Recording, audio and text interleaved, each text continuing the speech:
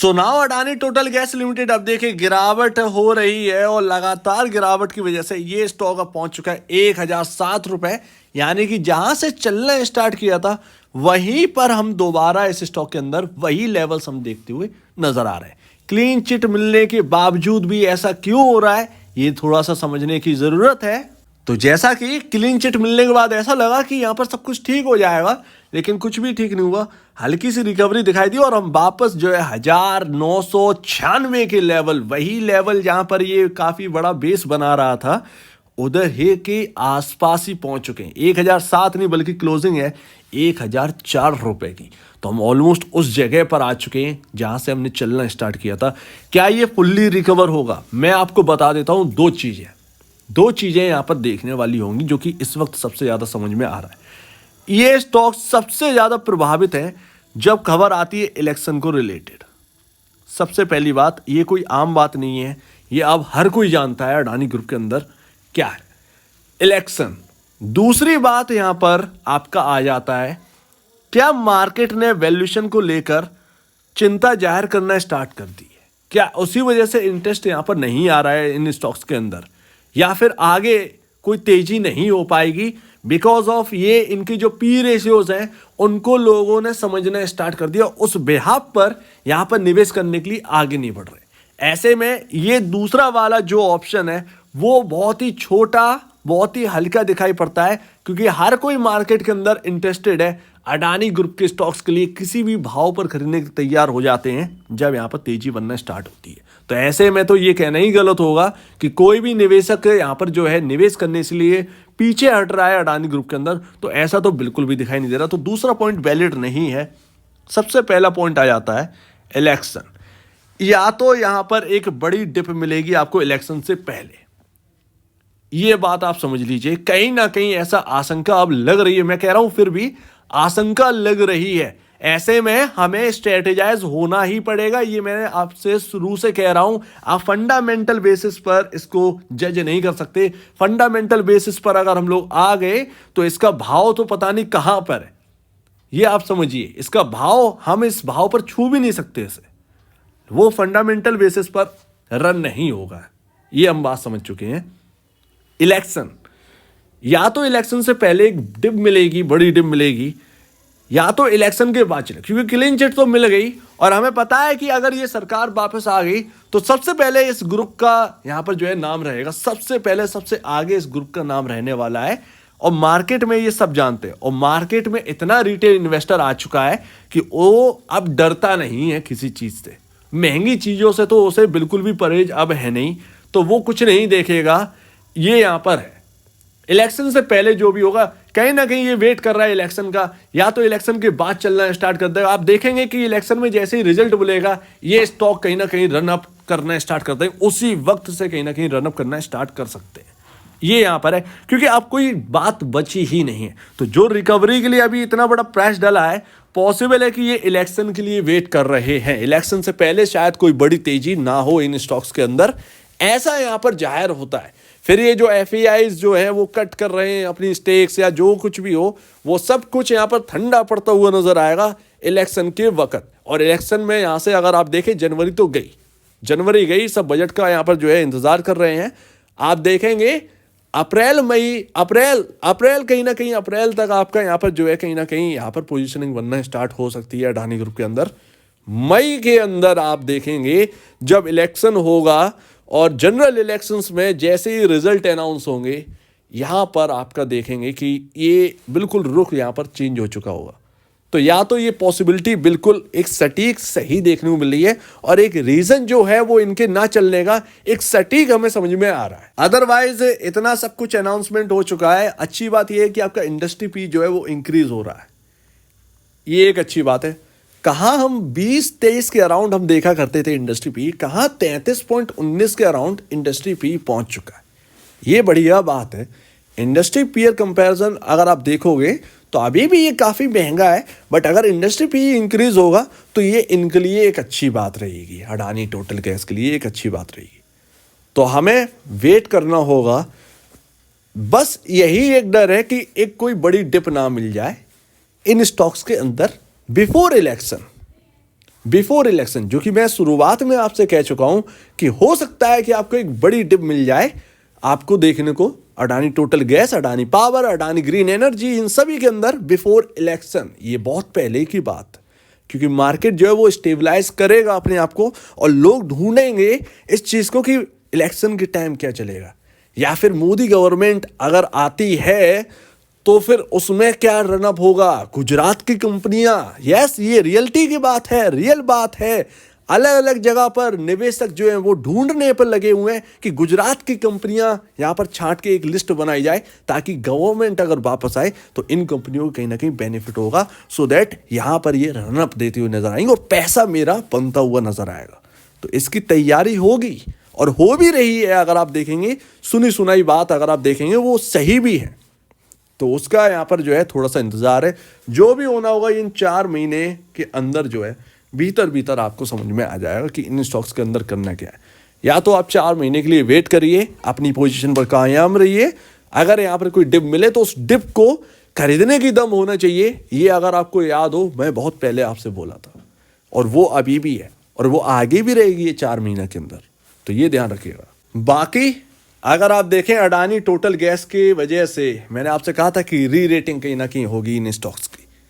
Yes, निवेशकों ने री रेटिंग कर दी है गुजरात गैस लिमिटेड की। और ये स्टॉक अगर आपको याद हो 400 के अराउंड मैंने कहा था कि अगर आपको फंडामेंटल लवर हैं और आपको अडानी टोटल गैस फंडामेंटली अच्छा नहीं लग रहा है और आप कहीं और निवेश करना चाहते हैं, गुजरात गैस में निवेश कर लेना।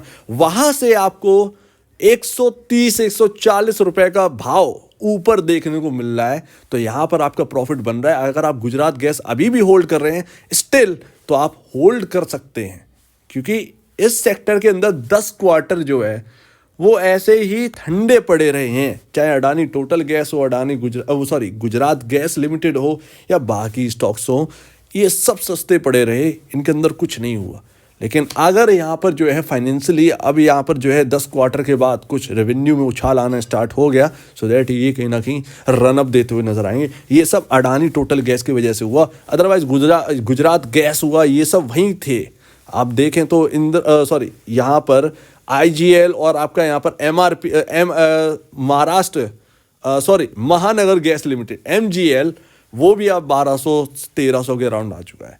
तो ये है पावर इस स्टॉक की। इसने इस सेक्टर के जो बाकी स्टॉक्स हैं उनको यहाँ पर उछाल दिलवाने में मदद करी, लेकिन ये खुद अभी ठंडा बैठा है, लेकिन कुछ टाइम के लिए कहीं ना कहीं बैठा है। अब बात करते हैं शेयर होल्डिंग पैटर्न। हाँ बिल्कुल, आप देखिए कि किसी स्टॉक को रनअप देने में सबसे ज़्यादा हेल्प करता है शेयर होल्डिंग पैटर्न या फिर FIIs और DIIs की खरीदारी। यहाँ पर दोनों ही फिजल आउट है, बिल्कुल बेकार।